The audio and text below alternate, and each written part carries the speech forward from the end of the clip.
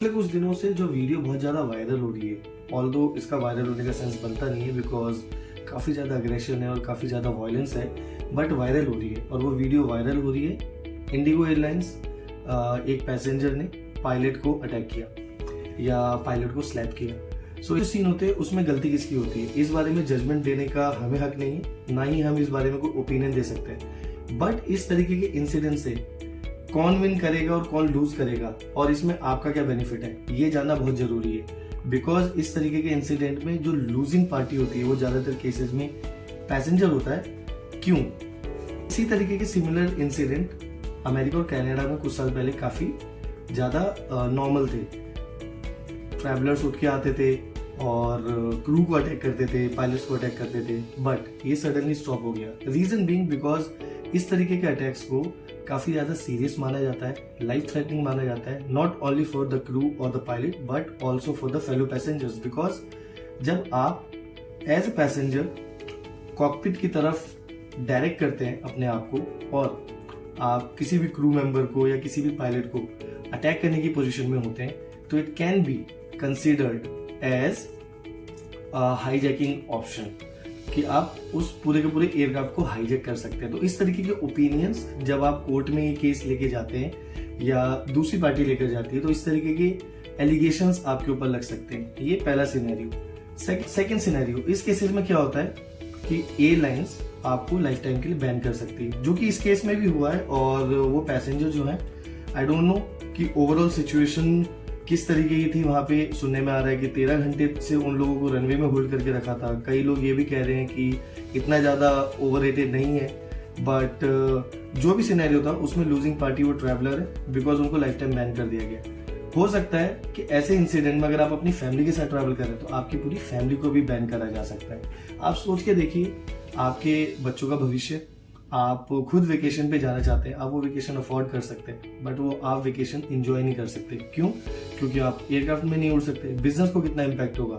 जिस बिजनेस के लिए आप 1 घंटे में फ्लाई करके पहुंच सकते हैं, उस बिजनेस के लिए आपको 4 घंटे, 5 घंटे, 6 घंटे बाय रोड जाना पड़ेगा, बाय ट्रेन जाना पड़ेगा। ट्रेन के भी तो कैंसिलेशन के चांसेस होते हैं ड्यू टू द फॉग।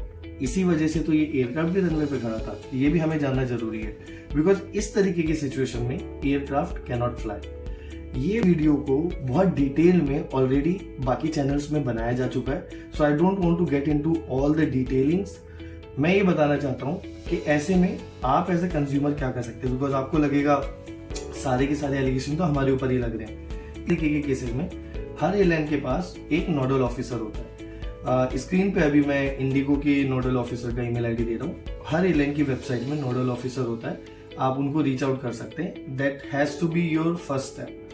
अगर वो रिस्पॉन्ड नहीं करते within 3 to 4 working days, तो आप जाते हैं DGCA which is our director general of civil aviation department, जो कि पायलट को लाइसेंस देते हैं, एयरक्राफ्ट को फ्लाइंग की परमिशन देते हैं। सो DGCA का जो डिपार्टमेंट है पूरा का पूरा जो एविएशन एयर स्पेस है उसको कंट्रोल करता है। उनके पास आप जा सकते हैं, उनके नोडल ऑफिसर, उनकी भी डिटेल अभी स्क्रीन पे है, उनको आप रीच आउट कर सकते हैं। आपको जवाब नहीं मिलता तो आप क्या कर सकते हैं, आप गवर्नमेंट को, मिनिस्ट्री को रीच आउट कर सकते हैं। एयर सेवा वेबसाइट है, आप वहां पे जाके आप अपनी रिक्वेस्ट डाल सकते हैं।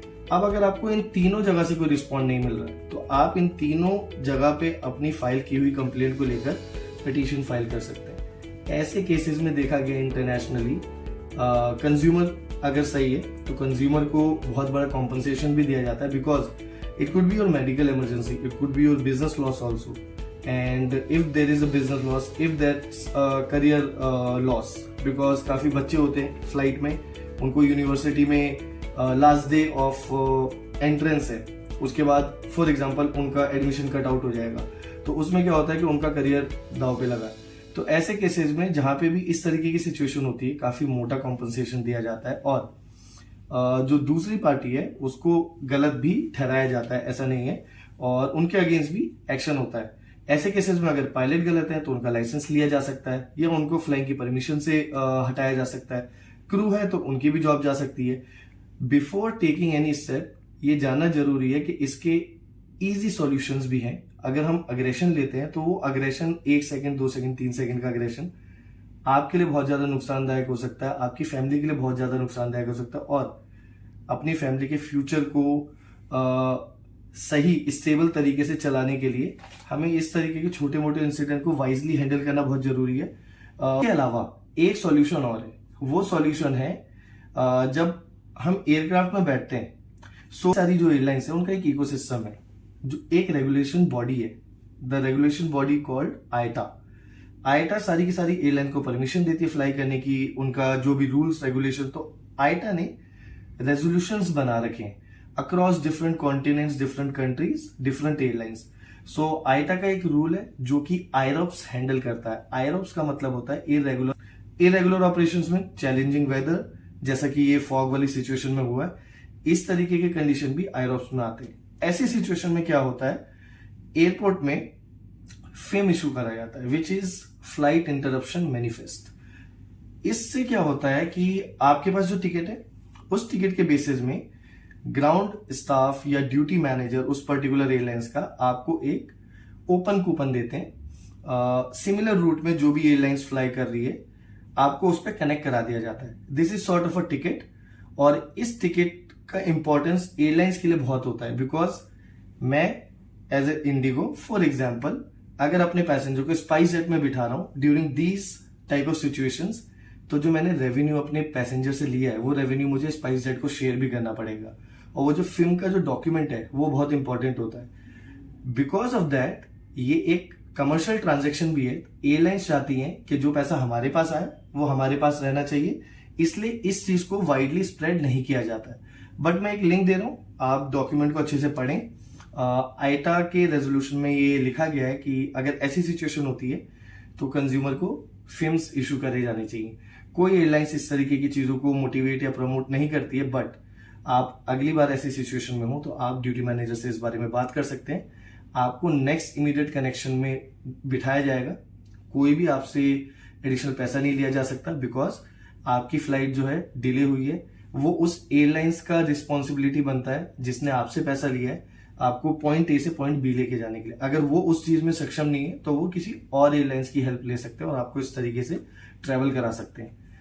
इसी तरीके की अगर और डिटेल वीडियो आपको देखनी है और जानना है कि किस तरीके से आप ये सारे रिड्रेसल्स या अप्रूवल्स या परमिशंस ले सकते हैं, we can help you out. You can just simply put comments और you can reach out to me over the DMs and we can create similar video in details for you। मिलते हैं अगली video में, तब तक के लिए peace out.